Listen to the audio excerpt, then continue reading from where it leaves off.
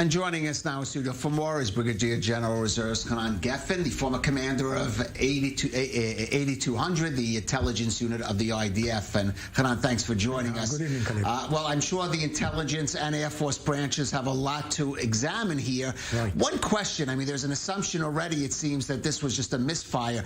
Right. Is that reasonable that a missile fired in Syria would go 200 miles off course and just by coincidence land near the Dimona facility at a time when, for example, tensions with Iran are so high over its nuclear facilities? Yeah, as curious as it might sound, it is the case, because what we see here is a very low-level Syrian air defense forces, which was degraded during the last 10 years of the internal civil war.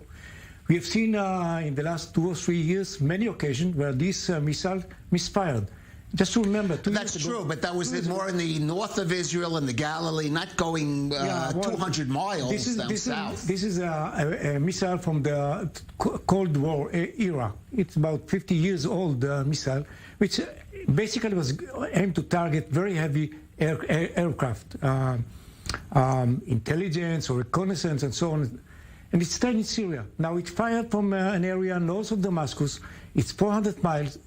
Now, 400 kilometers of range. Now, the question that Mr. Gantz was referring to is why the Iron Dome did not intercept it. Iron Dome did notice the missile, and the warning was given.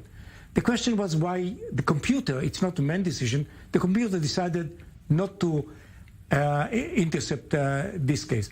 But I would say that the one who should be concerned is not the Israelis, are the Russians. Because the ones that are flying over Syria constantly are the Russians.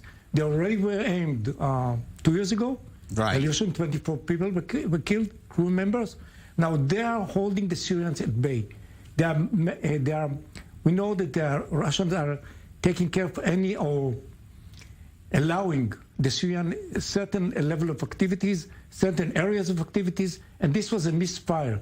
I believe that right now, in Khamimim, the main Russian headquarters, the Russians and the Syrians are sitting and trying to understand what went wrong here in this case.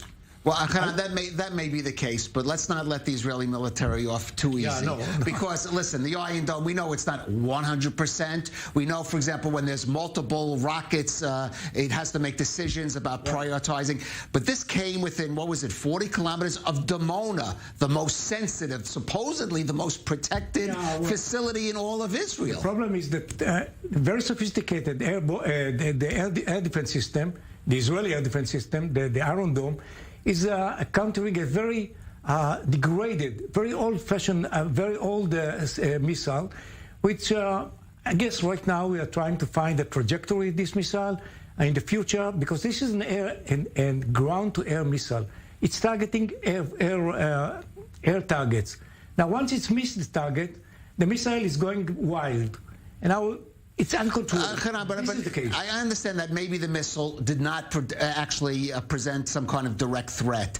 But even if something would land remotely close or even closer to Dimona, isn't that even giving some kind of moral victory to the Syrians? Certainly. I guess the Syrians and the Iranians, not the Syrians, Syrians are suffering right now. The Iranians have some celebrities doing some celebrations, but at the same time, they have to remember that they are vulnerable, and this is not the case that give them any point at all. It wasn't, the Syrian did not target, and what's more, the Syrian are, the Syrian knows, and in this case, it will be more drive to their home, that the Israelis are not targeting the Syrian, they are targeting the Iranians. You should keep sitting and not targeting again the Israelis. This will be the lesson that they've learned this evening. But again, now, what about the potential for escalation, unintended escalation? Because if for some reason that missile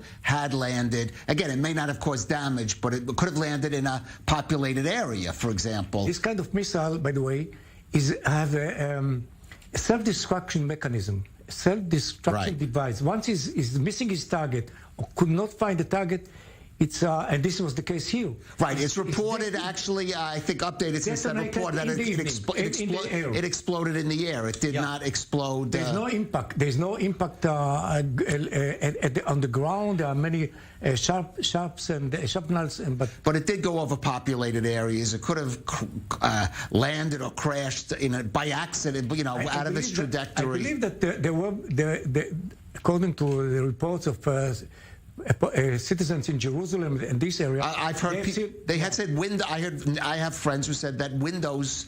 Windows. What they've heard is that the Iron Drone trying to intercept the missile on the way.